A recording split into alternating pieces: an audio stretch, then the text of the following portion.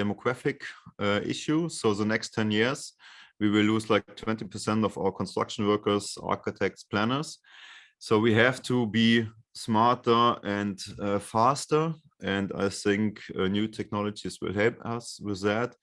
But also there's a lot of change now in who is going to be in charge. When 20% leaves an industry, there has to be new people that comes up, and hopefully a lot of them understand what the issues of the 21st century are. That's my hope. So there are huge risks and huge opportunities on the other hand, and I think we have to go on that positively and work together. And that's also something I learned from Hubert Romberg in that case. So he shared his ideas and he told me 2012, like, copyright is for losers. So it's not good if you have a really nice idea that could change the world, but you don't talk about anybody with that. So you can't change the world with your idea because you don't share it. And so he made a license system for his construction system, and now I think it's 12 or 13 countries already, and everybody is developing it further. So there's one company in Japan, they make it earthquake safe. The Canadians make it more fire safe above 10 stories. And then they share it on a platform. Okay, I made this measures, I made this measure. And so a system can grow worldwide without that anybody loses something, because on his home market, he is still the only one. So, but he shares this internationally. And I think that's the right answer to the global questions we face today.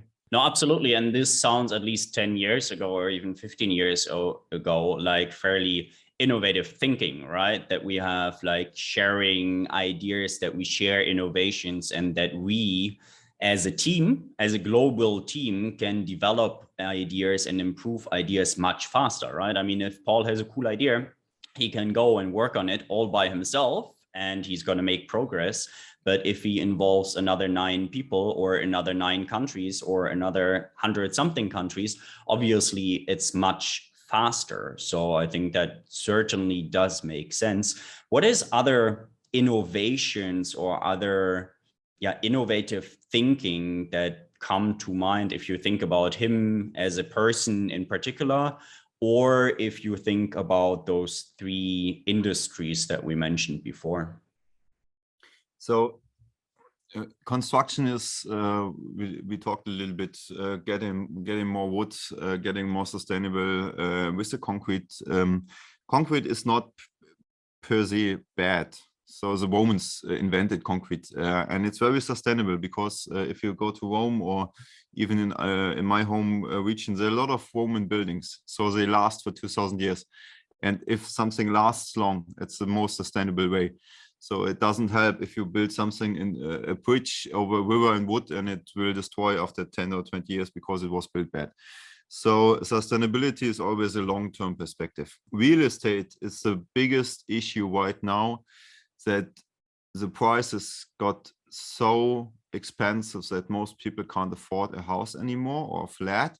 So we have a tenant country already, but it's getting worse. And I think there's a lot of social questions, not only in Germany, I think all over the world, how housing can function. It's a state, someone who has to support people with housing, or is it more like a private economy stuff?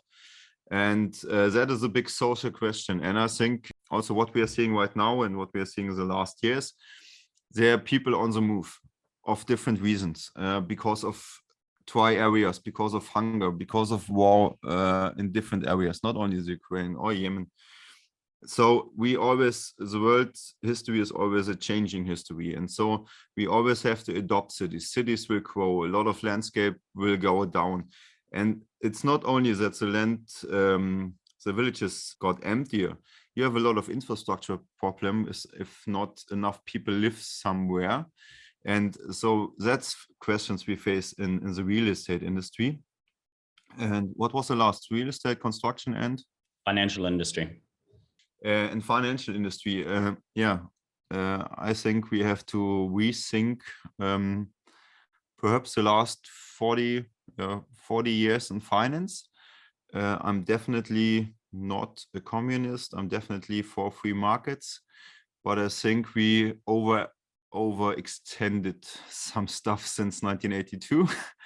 So I'm definitely a fan of the stock market.